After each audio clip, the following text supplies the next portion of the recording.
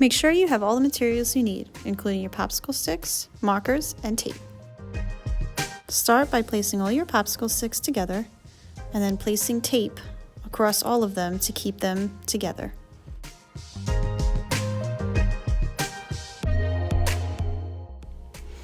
Next, turn your popsicle sticks over and begin drawing.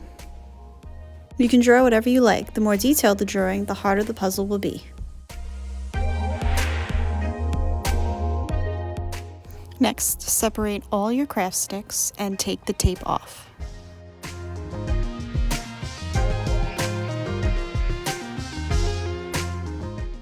Scramble all your craft sticks around so that way you can't make out what the image is. Now attempt to put your puzzle image back together.